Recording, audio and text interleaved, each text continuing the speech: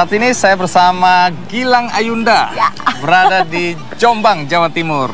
Kota yang sangat kita kenal, karena dari sini lahir tokoh-tokoh besar yang memberikan kontribusi bagi bangsa dan negara Indonesia. Banyak sekali ya. Antara lain Kiai Haji Hashim Ashari, ada juga Kiai Haji Wahid Hashim, ada juga tokoh besar kita Kiai Haji Abdurrahman Wahid. Gus Dur, wah banyak sekali tokoh-tokoh yang menginspirasi masyarakat di sini. Betul, jadi tiga tokoh ini memberikan inspirasi bukan saja pada bangsa Indonesia, tapi di kotanya sendiri mereka ini menumbuhkan celetupan-letupan.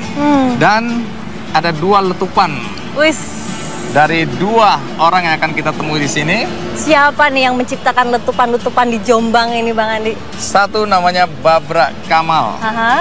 Kemudian yang kedua Wagisan. Babrak dan Wagisan, apa yang mereka lakukan di Jombang? Babrak Kamal, dia aktif dalam bidang pendidikan. Dia betul-betul memberikan kontribusi bagi anak-anak di desanya. Lalu yang satu Pak Wagisan, apa yang dia lakukan? Wagisan ini pelestari lingkungan.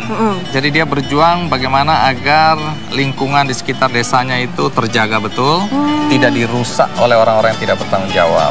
Gilang, jadi saya juga nggak sabar, saya yakin penonton juga tidak sabar untuk tahu apa yang dilakukan oleh dua tokoh kita di Jombang ini. Tapi sebelum kita menuju ke Babrak Kamal sebagai orang pertama yang kita datengin, maka kita akan lihat dulu liputan tentang Babrak Kamal berikut ini.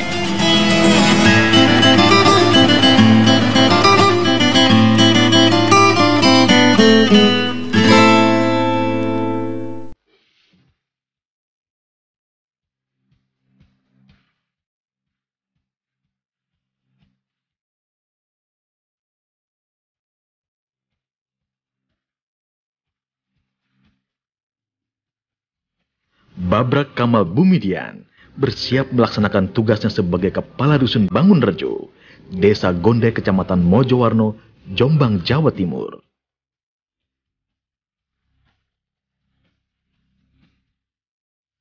Tugasnya sebagai Kepala Dusun baru diemban Babrak selama 6 bulan.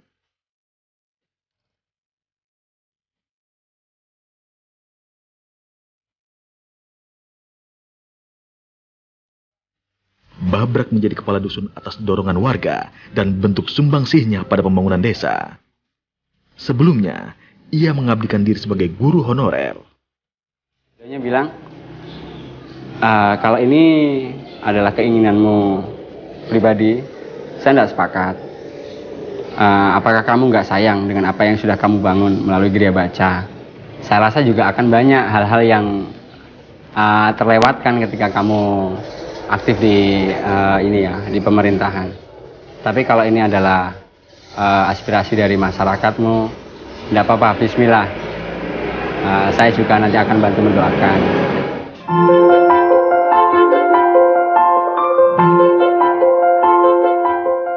Di luar tugasnya sebagai kepala dusun, Babrak menghabiskan waktunya di Gria Baca Anak Bumi Kita Untuk Semua atau Abukus. Babrak adalah perintis sekaligus pengelola Gria Baca ini. Anak bumi itu berangkat dari bahwa kita semuanya adalah manusia dengan cita-cita, dengan pengharapan, dengan segala macam kemampuan kita. Kita bisa setinggi langit, tapi tetap bahwa kaki kita berada di bumi. Dalam artian kita boleh sukses, kita boleh kaya, kita boleh punya keluasan rezeki. Namun jangan lupakan bahwa kita juga ada manusia yang lain yang juga dari kita bisa memberikan manfaat seperti itu.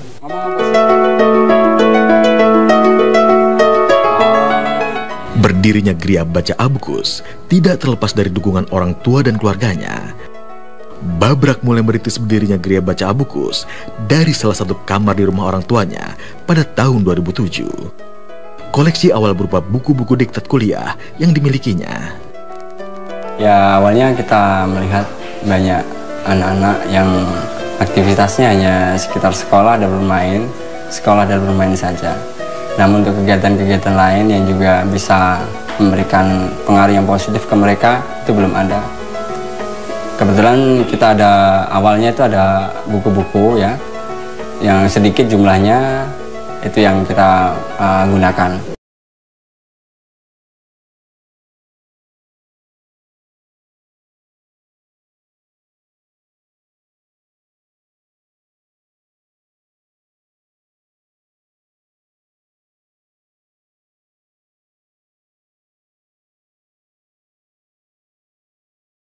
ini sedianya untuk membangun rumah bagi Babrak dan keluarganya. Saya punya sedikit tabungan yang rencananya memang saya bikin untuk rumah. Saya punya batu bata sekitar 10.000. Kemudian kita juga punya kayu yang kita gunakan nanti untuk bakal rumah itu. Tapi kita memutuskan ya sudahlah, nanti untuk rumah itu ditangguhkan dulu aja. Kepingin bikin rumah, cuma berakhirnya di sini. Ya wis lah gawe gitu.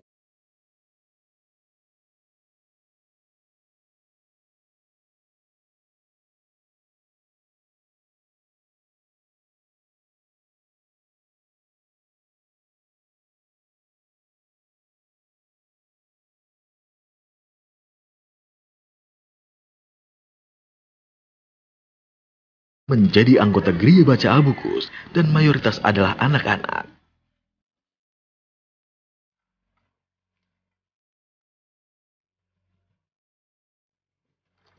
Namun bukan hanya warga yang tercatat menjadi anggota yang boleh meminjam buku.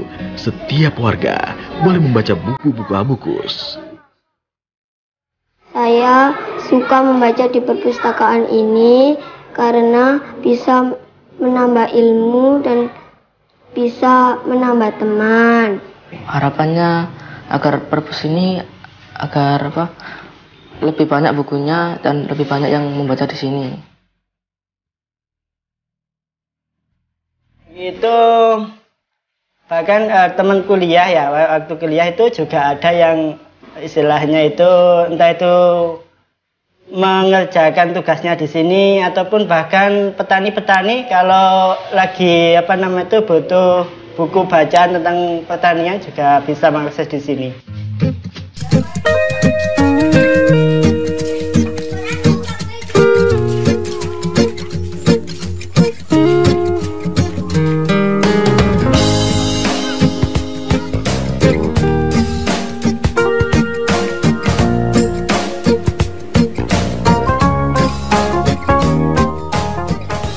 Sementara, untuk mengembangkan potensi anggotanya, Gereja Abukus berancang berbagai kegiatan untuk memberi keterampilan pada anggota, seperti membatik, membuat berbagai macam kerajinan, dan berkebun.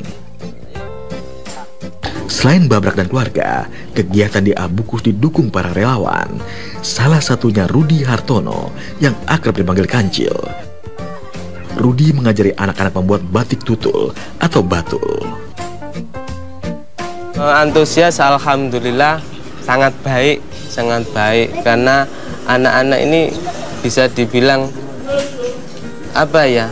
bukan sekedar mencari kesibukan, tapi di situ kalau sudah menuangkan warna 1, 2, 3 sampai 10 titik, ini ketagihan, Mas. Jadi terus seperti itu. Tapi ini ketagihan yang baik, yang positif, seperti itu. Sebagai relawan, Rudi tidak mendapat bayaran dari usahanya mengajari anak-anak batik tutul ini.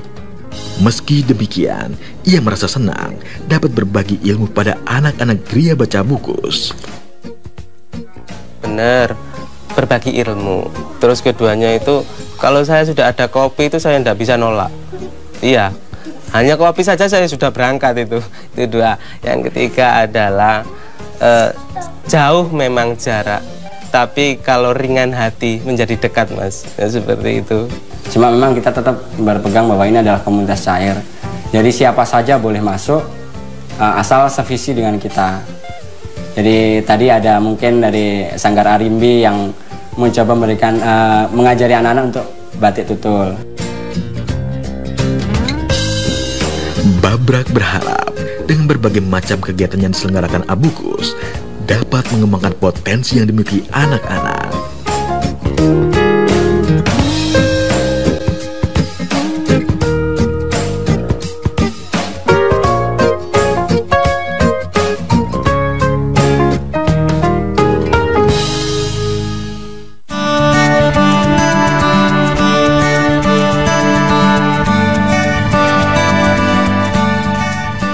Wah, ternyata banyak juga ya kegiatan yang dilakukan oleh Gereja Baca Abukus ini, Bang.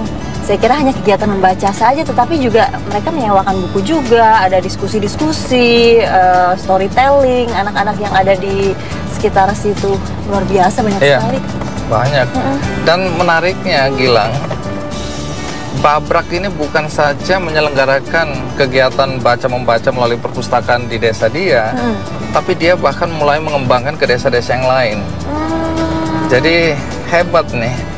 Padahal kita tahu untuk kegiatan seperti ini itu membutuhkan waktu, karena nggak bisa kemudian dianggap berjalan dengan sendirinya. Betul. Membutuhkan biaya, kita nggak tahu dari mana uangnya ini. Kemudian tentu saja pengorbanan dari keluarga. Iya. Nah, yang saya ingin tahu juga itu dia buku-bukunya dapat dari mana? Lalu dananya juga dia dapat dari mana sehingga bisa membangun perpustakaan, taman baca untuk anak-anak di sekitar situ ya? Itulah yang akan kita cari tahu.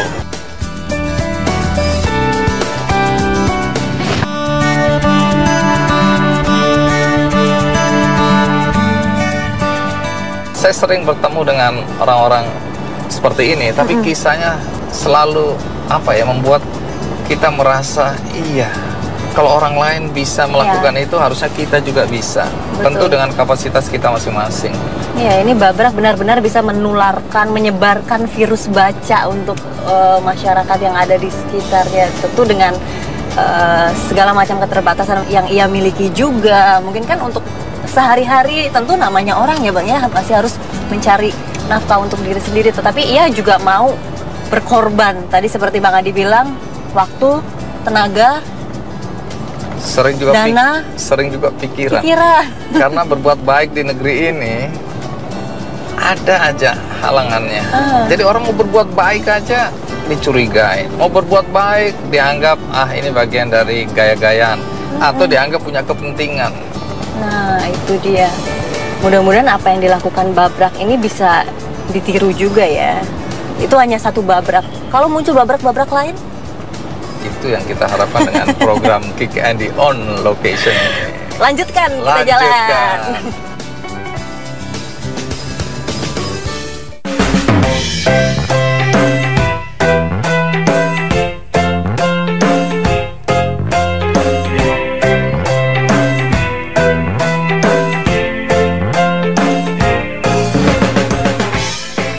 Inilah salah satu geria baca yang telah dibuka dari program Gondek Membaca menuju Mojowarno Membaca yang digagas Babrak. Di Dusun Gondek terdapat 5 tempat seperti ini. Sedang di Kecamatan Mojowarno terdapat 4 desa yang telah membuka spot baca. Sampai yang sudah kita dirikan gitu ya, ada 10 spot baca. Jadi di Desa Gondek ada 4. 5 dengan Abukus, di satu kecamatan Mojowarno, di luar Desa Gondek ada 4, kemudian di luar kecamatan Mojowarno kita dapat 2 lagi, jadi ada 10 spot. Bagi warga, kehadiran geria baca di dekat rumah mereka sangat membantu, karena mereka tidak harus ke geria baca Abukus untuk memperoleh bacaan yang bagus. Di sini mayoritas dari lingkungan sekitar, cuma di sini kan perbatasan dengan kecamatan lain, jadi ada beberapa anak yang kemudian ikut belajar di sini.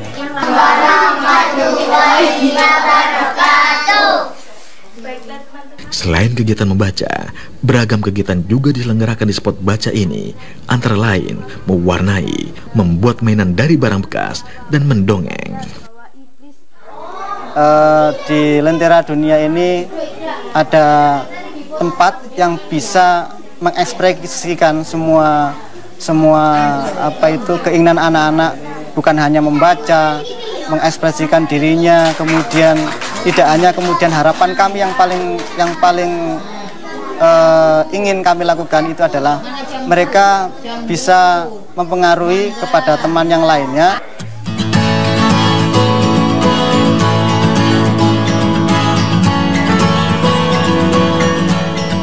Dalam kegiatan Gondek Membaca, untuk membuka spot baca, Abukus membantu menyediakan buku dan pendampingan cara pengelolaannya. Selain dana pribadi, Babrak juga dibantu donatur untuk menyediakan buku dan sarana pendukung spot baca.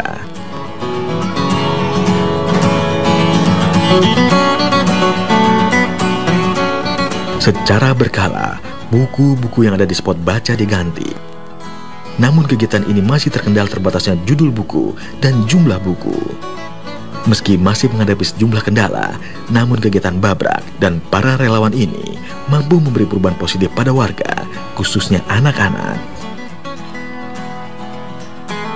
Sebelum adanya buku bacaan ini, pola pikirnya itu sering ke hal-hal yang tidak baik, liar gitu loh Pak.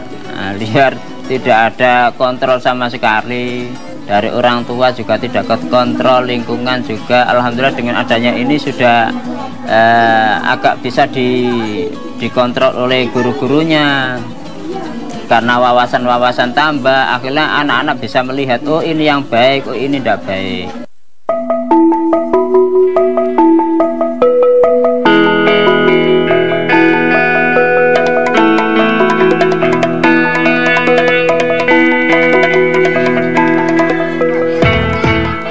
Program Gondek Membaca terus menggema dan mendapat sambutan dari warga. Sejumlah warga meminta tempat mereka didirikan spot baca. Program dari kita yang sampai saat ini memang belum bisa tercover secara menyeluruh. Hanya di Mojoarno itu hanya masih ada 4. Nah, pengennya setiap desa setidaknya ada 1 taman baca. Itu yang terus kita coba upayakan bagaimana itu bisa kita wujudkan. Karena hak membaca, hak mendapatkan buku itu harus semua orang, terutama anak-anak.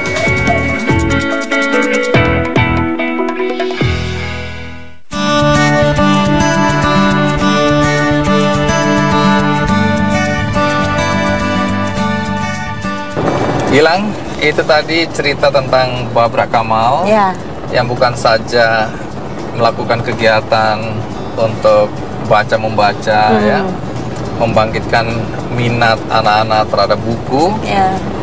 Bukan cuma di desanya, tapi dia juga membangun pusat-pusat kegiatan belajar membaca itu di berbagai desa di luar desanya. Kalau menurut Gilang sendiri gimana? Kan ini kan pertama kali ikut acara Kick Andy on Location. Saya pertama kali dan langsung salut ya melihat sosok Babrak ini. Menurut saya Babrak ini sosok yang inspiratif sekali. Di satu sisi dia juga idealis dan juga kreatif, inovatif. Dengan membuka perpustakaan begitu untuk warga sekitar, tentunya juga kan bisa semakin meningkatkan minat baca anak-anak. Ya, ini kelihatannya sudah dekat. Mudah-mudahan tidak lama lagi kita akan bertemu Babrak Kamal.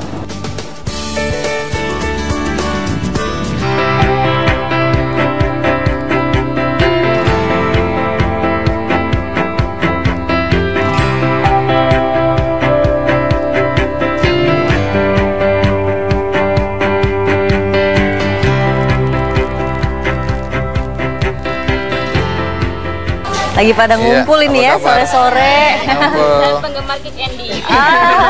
Jangan ada dusta di antara kita. Permisi, boleh masuk nggak? Mas Babrak, apa kabar? Baik, baik. Ya, saya bersama Gilang. Halo, Mas Babrak. Anak-anak apa kabar? Baik. Kita duduk boleh ya? Iya. Wah, ini baca wayang beber nih. Iya. Macem ya jadi bacaannya. ini kegiatan apa ini, Mas Babrak? Gria baca, Bang. Iya. Jadi kita ada perpustakaan buat anak-anak khususnya, dan pun juga ada dewasa juga ada di sini. Tapi tidak terlalu banyak. Jadi anak-anak ini yang biasa datang ke sini. Buku-bukunya dapat dari mana? Buku-buku awal berasal dari buku kuliah saya sama adik saya, kita kumpulin di ruang tamu. Ternyata yang datang kan anak-anak seperti ini. Ya. Ini anak-anak dari mana sih nih? Ini dari mana nih? Coba ditanya. Kok cantik-cantik ini? Ya, sing lanang yang ganteng-ganteng. Apalagi pakai kupluk. Boleh pinjam? Nah. Boleh ya dipinjam ya? Boleh dipinjam? Boleh. Stak PA ya? Gak oleh? Kanggo aku ya. Nggak cukup Bang, terlalu kecil. Ini belinya nabung waktu itu ya. Cah ganteng. Jadi awalnya buku kuliah dibawa ke sini, apa ngerti anak-anak baca buku orang kuliah? Dari situ, anak-anak datang tuh ada beberapa, 1 nggak sampai 10 buku anak-anak, majalah anak sih kebetulan, majalah Mentari itu ya. Terus mereka bosan lihat buku-buku yang diktat kuliah kok nggak ada gambarnya kan gitu. Kemudian berpikir sama adik saya, ya sudah berarti ini anak-anak harus ada yang benar-benar memperhatikan mereka. Kita harus mulai untuk lebih memberikan bacaan yang khusus untuk anak-anak.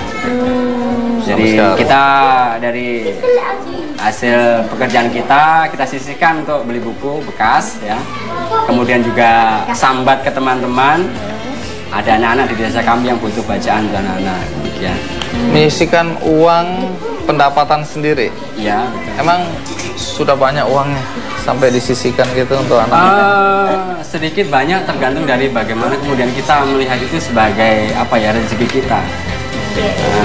Jujur saya kala itu hanya guru Bang ya. Jadi saya hanya ngajar 4 jam 1 minggu.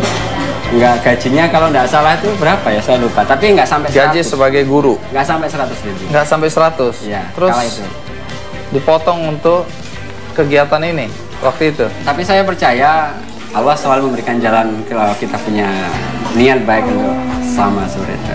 Dan buktinya juga kita nggak pernah mengalami permasalahan. Biarpun itu permasalahan tidak menjadikan kita berhenti, enggak. Tapi bagaimana kemudian kita terus mencari dan mencari seperti itu. Perubahan apa yang paling terlihat dari anak-anak setelah adanya tempat seperti ini? Yang lebih kelihatan itu dari sikap anak-anak. Jadi kalau dulu tuh kan biasa kalau salawat Jawa cak-cuk seperti itu ya. Maaf anak-anak ya. Tapi kalau sekarang itu ini cerita bisa sejarah. Lebih santun. Lebih santun, lebih ini ya. Oh, dalam bertutur ya, bersikap itu lebih santun ya. Karena memang diajarkan juga soal moral, nilai-nilai. Iya. Bisa lihat kegiatan yang lain? Kegiatan yang lain. Jadi ini salah satu kegiatan. Yang lain kegiatannya apa? Kita di samping membaca, kita juga mewadahi kreativitas anak-anak. Kita kerjasama dengan beberapa teman juga. Salah satunya batik tutul itu. Gilang, kita lihat coba. Seperti apa nih ya batik tutul? Mirip macan tutul. Ya, mungkin. Amit ge. Adik-adik, kita mau lihat macan tutul dulu ya. Macan tutul, batik tutul. Mau ikut semua juga boleh. Ayo di luar, nggak apa-apa. Oh, mau ikut, wah rame. Kita aja biar seru. Mana? Assalamualaikum. Wah. Jadi ini apa? Coba bisa dijelasin ya? Ya, ini batik tutul. Batik tutul. Ya, atau bahasa Jawanya dot painting. Wow, coro Jawa. Dot painting. Tapi ngomongnya medok. Dot painting. Itu bahasa Jawanya. Itu salah satu contoh hasil karya anak-anak kemarin itu ada itu di situ. Mana lihat dong. Coba anak-anak. Kanvas ya. Anak-anak boleh lihat ya. Ada yang kanvas, ada yang bagus. Media itu spanduk atau banner yang sudah nggak bisa pakai itu bisa dipakai. Ini catnya cat apa ini? Kalau kena air luntur nggak? Enggak, nanti ada anti goresnya. Oh. Ini cat semacam kayak cleaner. Ya cat tembok. Cat tembok. Iya. Oh, cat tembok. Iya, cat tembok. Wah, hebat. Coba lihat lagi. Wah, ini rumit ini buatnya nih. Ini lagi. Harus sabar ya, nggak bisa buru-buru. Waduh. Ini pasti setahun ini baru jadi ya. Ini berapa lama buat seperti ini, Mas Kancil? Itu 3 hari. Ini 3 hari, yang ini? Sama. 3 hari juga. Cepet juga. Gilang mau nyobain nggak? Boleh nyoba nggak? Boleh nggak? Ah, Gilang mau nyoba nih. Kalau aku pasti hancur. Kalau belaratan gimana nih? Tidak apa-apa. Wah, kita coba ya nih. Wah, ini benar-benar harus sabar banget nih. Bener Bang, melatih kesabaran Bang? Iya. Jadi dari kecil anak-anak sudah dimulai ya. Cita rasa seninya sudah mulai dikembangkan ya. Wah, hebat lah ada orang-orang seperti Mas Kancil. Mas Babrak sini ya. Istri mana istri? Ini yang apa dari tadi kabar? dicari-cari. Jadi kami sepakat yang hebat sebenarnya istrinya. Kalau nggak ada Mbak Aska, iya. Kalau istri nggak izinkan suami lakukan ini semua nggak jadi nih. Jadi istrinya yang hebat. Tapi semua lah hebat ya. Relawan-relawan juga. Baik, Mas Babrak, Mas Kancil, Mbak Aska, dan semua teman-teman adik-adik sekalian yang cantik-cantik, ganteng-ganteng. Terima kasih sudah memberikan kisah inspiratif kepada penonton acara Kick Andy on Location ya. Gilang, coba mau tahu bagaimana kesan Gilang setelah melihat adik-adik kita dan apa yang dilakukan di sini? Salut luar biasa. Saya berharap mudah-mudahan ya virus membaca yang sudah ditularkan oleh Mas Babrak pada anak-anak, nanti anak-anak juga bisa menularkan lagi. Jadi virus membacanya lebih luas Mas Babrak tersebarnya. Amin. Kami tidak sendirian, karena kami membawa teman dari Jakarta, jauh-jauh. Sudah ada bersama kita dari APL, ya, ada Pak Kus, ada Pak Steve, ada Ibu Priska. Terima kasih ya, sudah mau ikut bersama kami ke sini. Ini orang-orang yang kami ceritakan. Ya, terima kasih Pak Steve, terima kasih juga ya. Nah, ini orang-orang yang kami ceritakan, yang kemudian membuat Pak Steve, Pak Kus, Ibu Priska bilang mau ikutan.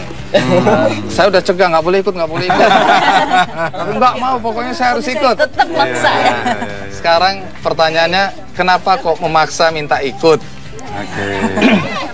Ya, jadi memang dari awal kami mendengar kisah ini, seperti disampaikan oleh Bang Andi, ini sungguh-sungguh memberikan inspirasi bagi kita.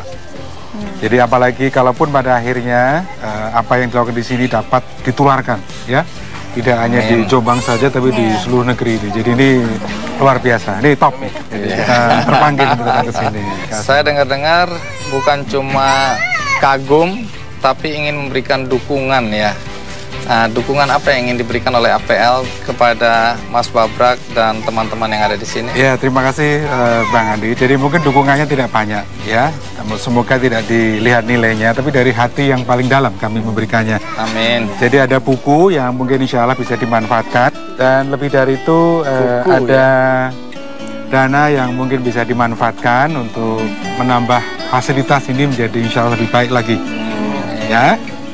Jadi ini kami mewakili Yayasan Agung Podomoro Land adalah sekedar untuk bisa digunakan dan semoga ini dapat memberikan manfaat yang lebih besar lagi dan dapat ditularkan. Amin. Ya, silakan diserahkan aja. Silakan Pak Steve. Atau Pak Steve. Ya. Silakan. Pak Steve, silakan. Ya. Donasi senilai 100 juta rupiah.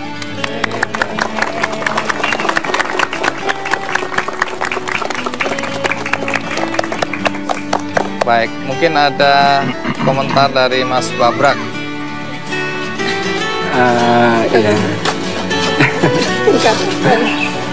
Terima kasih dari Bapak-Bapak, Ibu juga. Jadi sudah memberikan apresiasi terhadap sedikit yang bisa kami lakukan. Jadi terima kasih. Saya mewakili anak-anak dan semua yang ada di sini. Terima kasih. Itu tadi kisah inspiratif dari desa kecil, desa Bangunrejo di Jombang. Tetapi kita semua yakin bahwa inspirasi yang datang dari sebuah desa bisa menjadi inspirasi buat bangsa kita, bangsa Indonesia. Dan Anda tentu penasaran, sesudah ini siapa lagi yang akan kami temui?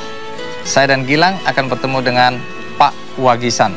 Apa yang dia lakukan? Tentu Anda penasaran. Tapi kita rehat sejenak. Ikuti terus Kick Andy on Location.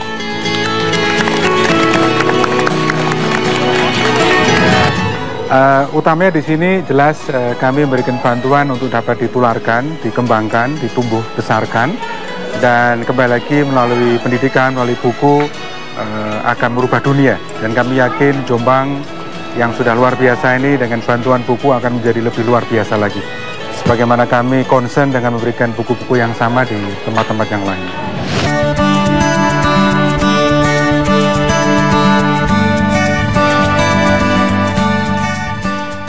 Gilang, kalau kemarin kita sudah bertemu dengan satu figur inspiratif, Babrak Kamal, dengan geria baca abukusnya.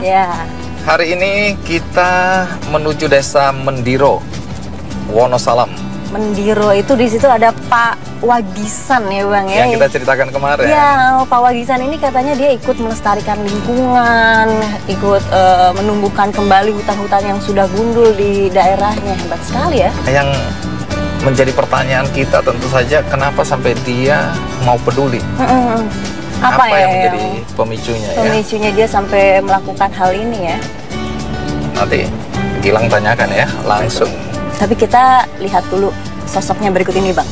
Oke, baik kalau kita sebelum kita bertemu dengan tokoh Wagisan, kita kasih kesempatan penonton untuk mengenal lebih jauh Wagisan melalui liputan berikut ini. Ya.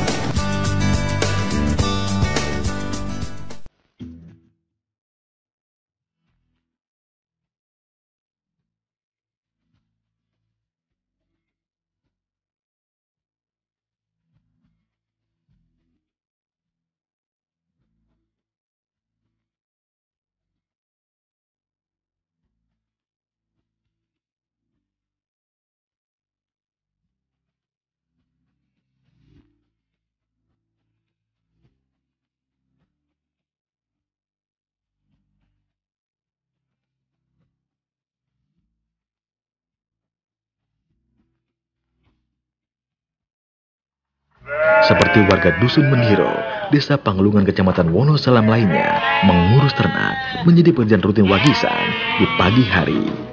Rata-rata, pekerjaan warga Mendiro adalah memelihara ternak dan berkebun. Petani juga peternak. Sebagian juga ada yang wira swasta, hanya beberapa persen saja. Tapi 70% petani sama peternak.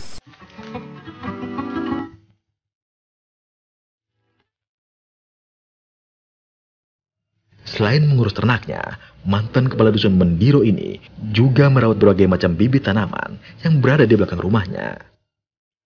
Bibit tanaman ini dibudidayakan Wagisan untuk ditanam di hutan lindung yang berada di Mendiro. Aktivitas membuat bibit tanaman ini telah dilakukan Wagisan sejak 20 tahun lalu.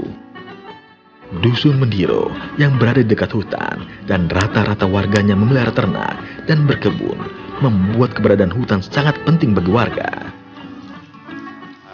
Saya tergugahnya kita membuat pembibitan pohon-pohon kemiri, durian, ada nongkol, dan lain sebagainya itu untuk menanami hutan-hutan yang gundul, terutama di wilayah konservasi, di wilayah mata air.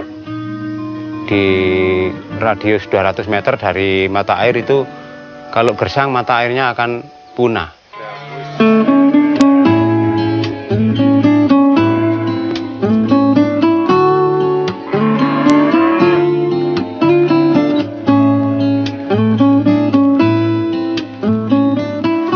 Aktivitas membuat bibit dan menanam kembali hutan yang gundul telah disokong warga. Wagisan membentuk kelompok pelindung hutan melestari mata air atau KEPU untuk mewadai aktivitas warga dalam menjaga dan melakukan konservasi hutan pada tahun 2010.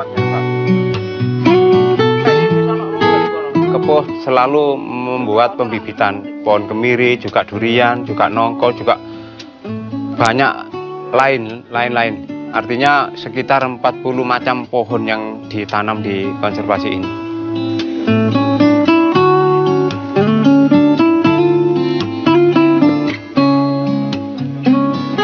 Sebenarnya warga telah paham akan fungsi hutan bagi kehidupan mereka. Mereka juga berusaha ikut melestarikan hutan. Bahkan seorang warga, Tumariono, harus masuk penjara karena menegur oknum aparat yang menebang pohon. Yang mengambil hitamkan saya itu kan orang oknum. Saya ya nggak memojok-mojokkan gitu kan. Tapi suatu pelajaran saya, biarpun saya itu digituin, tapi saya itu warga asli sini, saya tetap mengajak teman-teman kelompok KEPU bersama masyarakat untuk menanam dan menanam.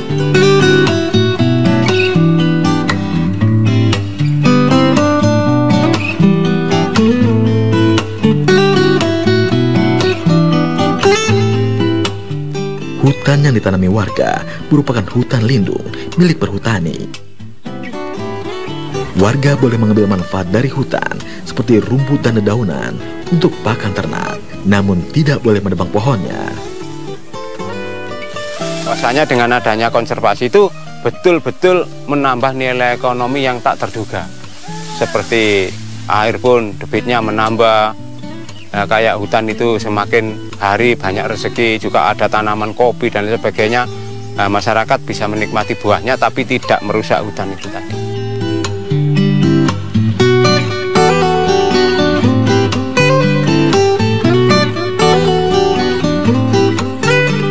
Ternyata hutan yang telah kembali hijau dengan pohon-pohonnya yang besar mengundang sejumlah orang tidak bertanggung jawab untuk menebanginya.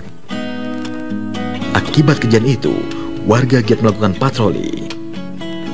Warga juga terjun langsung saat terjadi kebakaran hutan. Ya, kalau di hutan lindung itu, saya bersama teman-teman kelompok Kepo itu siaga. Kalau ada orang yang memotong pohon kemiri atau pohon durian atau pohon apa saja yang di situ memanfaatkan buah, langsung saya tegur, saya ambil tindakan. Gitu. Saya bersama teman-teman kelompok Kepo.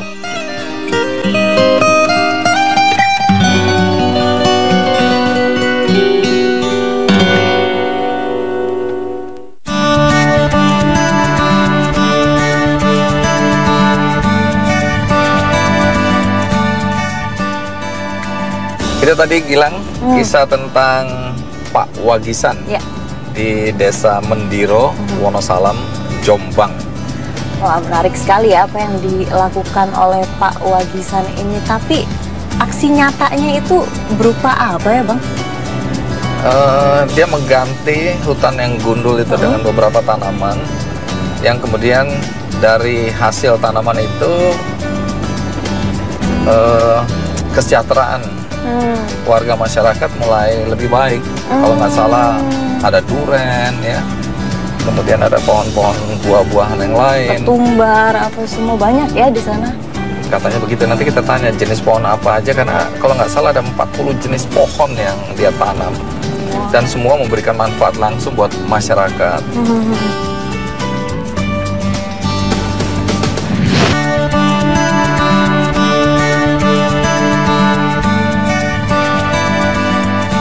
Tapi menariknya di balik hutan yang rindang ini ada cerita tentang Wagisan.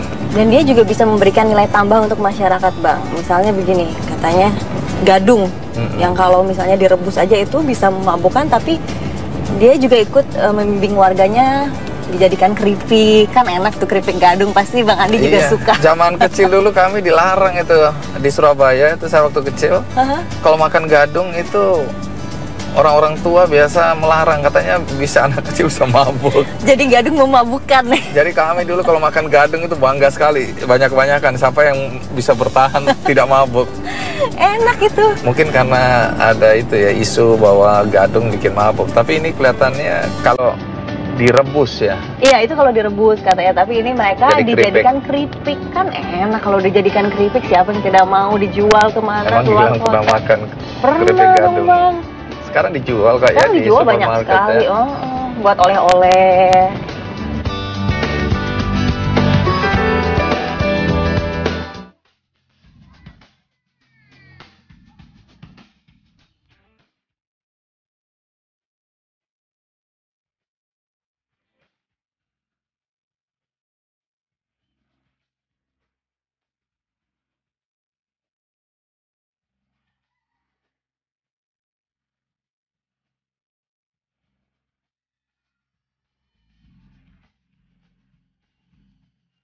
Warga Mendiro merasakan manfaat hutan yang kembali hijau. Salah satunya warga yang memiliki usaha pembuatan keripik gadung ini. Dengan kembali pulihnya hutan, maka bahan baku berupa gadung sudah diperoleh dan dengan kualitas yang bagus.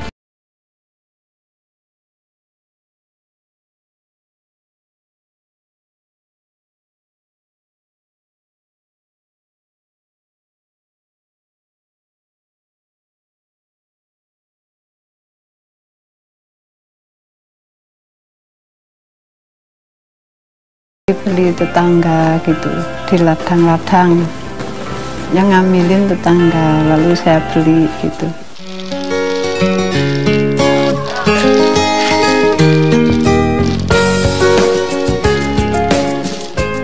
Kemiri juga merupakan salah satu hasil dari hutan Mendiro.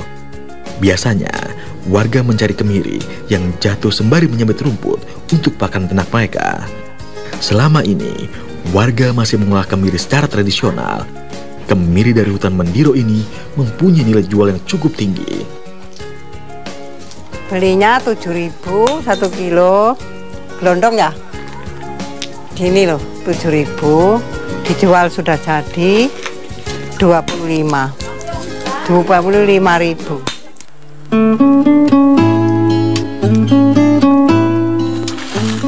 Selain kemiri hutan lindung, di Mendiro juga ditanami berbagai macam tanaman produktif lainnya, antara lain durian, jengkol, dan jambu. Yang ini durian, ini cuman sekarang belum musimnya, baru habis ini durian. Ya harganya yang sangat mahal, ya, terutama durian Wonosalam kan harganya sangat melambung tinggi karena rasanya yang lagi pahit itu.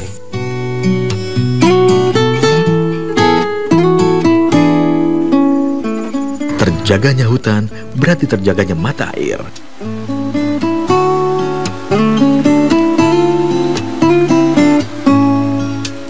Bagi warga yang tinggal di daerah pegunungan seperti di Mendiro ini, mata air sangat penting bagi kehidupan mereka. Kalau ini apabila ini mati, wah ini juga bisa mengering. Bisa jadi. Saat ini, warga Mendiro tidak kekurangan air, baik keperluan rumah tangga maupun untuk pertanian. Dengan adanya aktivitas warga menanami kembali hutan yang gundul, mata air yang hilang atau debitnya berkurang kembali normal. Malah, di beberapa titik timbul mata air baru. Nah, ketergantungan dari mata air yang ada di pegunungan lereng gunung seperti ini.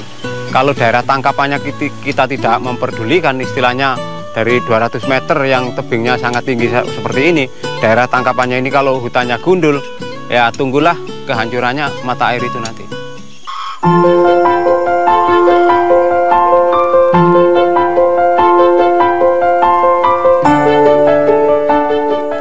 Kondisi saat ini cukup kontras dengan beberapa tahun lalu.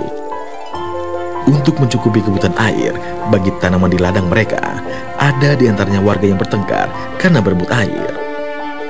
4 tahun yang lalu, waktu ini di sebelahnya sumber mata air yang kita butuhkan itu, pohonnya itu ditebang sama orang-orang yang nggak bertanggung jawab itu.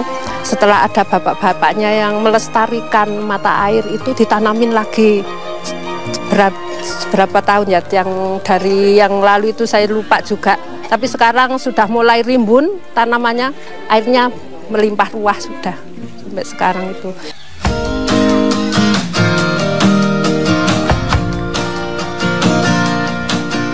Kini Mendiro juga dikenal sebagai daerah tujuan wisata.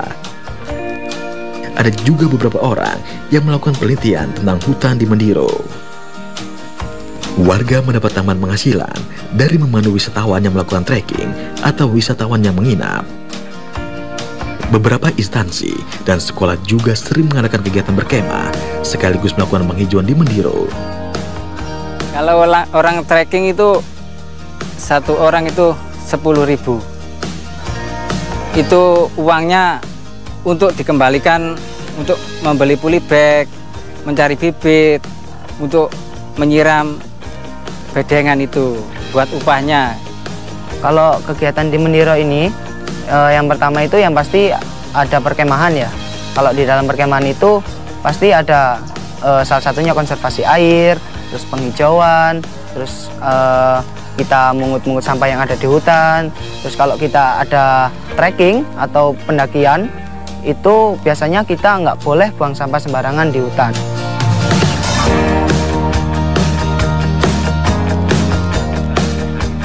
Wagisan berharap dengan banyaknya kegiatan yang berhubungan dengan hutan dapat membantu pelestarian hutan. Kegiatan pelestarian hutan di Mendiro mulai diikuti oleh warga dusun lainnya. Itu tadi yang dari Seranten itu sudah membentuk sendiri untuk mengatasi hutan beci yang di tengah desa itu. Ya dia antusias untuk mengatasi hutan lindung. Di situ ada mata air yang perlu dilindungi, jangan sampai dirusak orang. Juga keanekaragaman hayati di situ juga segala macam binatang yang ada di situ sekarang sudah diantisipasi oleh masyarakat Seranten. Jangan sampai dirusak orang-orang yang tidak bertanggung jawab.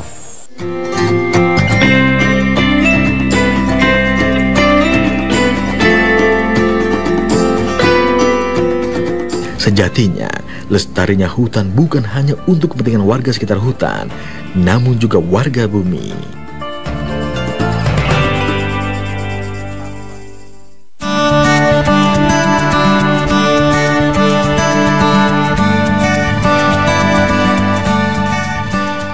Nah, Gilang, kelihatannya kita udah sampai. Tadi ada plang tulisan selamat datang di Kecamatan Wonosalam. Ah, ini ya tempatnya Pak Wagisan. Iya, nih. katanya udah ada tanda-tanda nih. Oh ya udah deket kelihatannya Bang. Mulai masuk ke perumahan warga desa ini ya.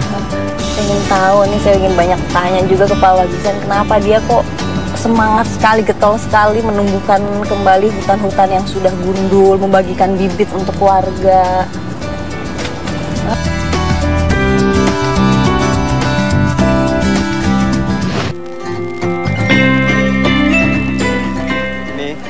Assalamualaikum. Waalaikumsalam warahmatullahi wabarakatuh. Waduh, lagi ngapain? Jagongan? Ya, ngobrol-ngobrol ini masalah produk dari Dusun Mendiro. Mari Pak. Waduh, belimbingnya kok besar-besar. Yang dilihat bukan orangnya tapi belimbingnya. Soalnya dari Anjasmoro Wonosalam ini. Wah, permisi boleh naik boleh, ke atas? boleh. Nah, Pak Wagisan. Ya. Dan teman-teman sekalian, nih saya dan Mbak Gilang kesini itu mau tahu bagaimana ceritanya sampai Pak Wagisan dan warga yang ada di sini peduli pada lingkungan. Ya, kami udah dengar katanya nanam-nanam pohon, bagi bibit, ya, mengolah hasil kebun. Tapi yang kami belum tahu kenapa kok mulai merasa alam ini penting, lingkungan ini harus dijaga. Itu mulainya gimana ceritanya? Ceritanya dulu itu hutan kita ini kan dulunya lindung itu kan rimba, ya toh. Di situ banyak penghasilan durian, terus buah kenangka, juga aren yang di deres itu bisa menghasilkan gula, bisa jadi nambah nilai ekonomi masyarakat. Terus akhir-akhir itu ya itu dipotong orang yang tidak bertanggung jawab lah istilahnya ya. Akhirnya durian itu habis sama sekali, sama nongko. Kenapa dipotong ya? Kan Ya. ada buah durian, kenapa pohonnya yang ditebang? Nah, orang yang membuat kerusakan di muka bumi kan tidak memperhitungkan kerugiannya nanti kepada masyarakat. Artinya dia mau buka ngambil lahan apanya? atau- Enggak, artinya kayunya dijual. Kayunya. Oh, ngambil kayunya. Nah, terus hutan itu gundul, terus sama Pak Prapto itu, namanya itu orang dari Surabaya, kita ajak ke Asper Trowulan, kita minta izin, itu hutan lindung. Apapun yang ada di lindung itu kan tidak boleh dipotong sepeser pun, sebenarnya kan begitu. Tapi pada waktu ini gundul total, ya, terus diperbolehkan, itulah kita bersama masyarakat menggerakkan untuk menanami hutan itu menjadi hutan kembali. Ya, selang beberapa tahun ini sudah bisa menghasilkan durian, nongko, Bibitnya alpukat. dari mana? Kita mencari, kita membuat pembibitan swadaya. Swadaya sendiri. Pak Wagisan kalau ingin menanamkan kembali hutan, menghijaukan kembali hutan gitu kan tentunya tidak bisa dilakukan sendiri ya. Misalnya Pak Wagisan dengan keluarga atau siapa harus bersama-sama sama masyarakat semuanya. Cara meyakinkannya gimana? Nah, kita perlu pendekatan dan memberi contoh yang layak di kalangan masyarakat. Masyarakat tanpa diberi contoh yang baik tidak mungkin akan meniru, kan begitu ya. Ini kelompok Kebo ini setiap minggu. Kelompok apa tadi? Kelompok Kebo, kelompok pelindung hutan dan pelestari mata air. Oh alah, Kepoh itu kelompok perlindungan dan pelestari hutan mata air. dan perlindungan mata air. Nah, ini pada waktu mata air, pada waktu dulu sebelum dikonservasi, sebelum di kawasan 200 meter dari mata air ini, sering terjadi konflik masalah kekurangan air di dusun sini. Nah, terus desa kita ini. bersama teman-teman, bersama masyarakat ini kita ajak menanam di sekitar itu juga pohon kemiri, nangka, durian dan lain sebagainya. Pokoknya kayu-kayu yang bisa bisa menampung sumber mata air. Akhirnya yang bisa menahan air yang kalau akar-akarnya itu dipotong tuh banyak mengalir airnya gitu. Ya, Jadi sekarang ya sesudah ditanemin sampai sekarang berlimpah. ini kemarau panjang kemarin lusa-lusa itu sudah tidak ada konflik. Jadi mata air ini sekarang mengaliri berapa desa? Satu desa ini aja? 3 desa. Oh, 3 Yang di sebelah. Oh, dapat juga ya. Dari Dusun Seranten, proyek ternak. Sidolegi di sini banyak akhirnya. Terus Pak Wagisan, jadi ini dari 88 itu waktu itu ya. Terpikirkan untuk melestarikan. Kemudian kita lihat hari ini ada hasil bumi atau hasil tanaman yang juga sudah dihasilkan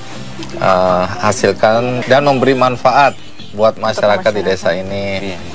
Nah, untuk waktu-waktu yang akan datang apa yang ingin dilakukan lagi oleh masyarakat di sini? Paling tidak harapannya kita mempertahankan yang sudah kita dapatkan.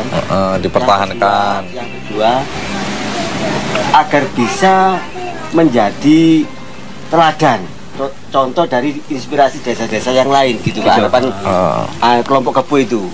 Jadi bisa menjadi contoh, bisa menjadi teladan bagi desa-desa yang belum melaksanakan program penghijauan. Satu lagi saya juga masih penasaran itu, Bang Andi. Katanya dulu itu Pak Wagisan sempat pernah ada yang ditangkap karena mencegah pembalakan liar. Apa benar itu Pak Wagisan? Itu saya jadikan kelompok Sekarang Peduli itu Pak. Yang mana? Kenapa Pak? Pak siapa namanya? Tumariono. Pak Tumariono. Gimana ceritanya? Ya melerai oknum lah istilahnya itu, oknum. Ya, pada waktu itu pernah melerai oknum itu dilarang memotong sembarangan gitu loh. Jadi karena itu hutan lindung. Akhirnya mungkin mereka dendam, akhirnya dia nggak punya kedudukan, pangkat dan jabatan. Akhirnya dia cari rencek, dikambing hitamkan, dipegang, dimasukkan penjara. Rencek itu apa? Kayu bakar yang kecil-kecil itu loh. Ranting. Berapa lama waktu itu di penjaranya? 3 bulan. 3 bulan setengah. Datang ke sini tidak sendiri, kami membawa teman-teman dari namanya CIMB Niaga. Teman-teman ini datang karena juga mendengar cerita bahwa ada orang-orang hebat di kampung ini untuk pelestarian hutan, ya, menjaga mata air. Karena itu kami ajak serta. Karena tertarik. Ini Pak Rusdi udah datang nih. Pak Rusdi, terima kasih. Mana yang lain? Pak Wagisan dan teman-teman sekalian, hari ini saya datang tidak sendirian. Saya membawa teman, sahabat dari CIMB Niaga Jakarta. Ya. Di sini CIMB Niaga Syariah. Setelah mendengar cerita tentang Pak Wagisan dan teman-teman, tertarik untuk ikut datang dan melihat sendiri apakah benar apa yang dilakukan oleh warga di sini, yaitu menjaga hutan, melestarikan mata air juga, yang kemudian mengubah hutan gundul menjadi lebih hijau. Dan memberikan kesejahteraan bagi masyarakat. Nah, Pak Rusdi dan teman-teman mewakili CIMB Niaga Syariah itu ingin menyampaikan sesuatu, cuma saya belum tahu, belum tanya. Saya bilang silahkan disampaikan sendiri. Pak Rusdi, apa yang ingin disampaikan? Jadi kita itu mempunyai dana kebajikan, yang kita berikan kepada beberapa kriteria. Salah satunya adalah apa yang telah Bapak lakukan selama ini gitu. Jadi mulai kelihatannya simple gitu, tapi membawa efek yang sangat positif bagi masyarakat dan lingkungan di desa ini gitu Pak.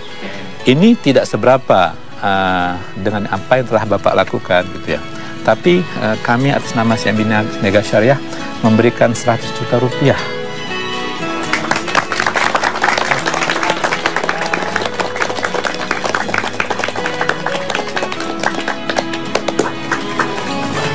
Pak, semoga ini bermanfaat Pak.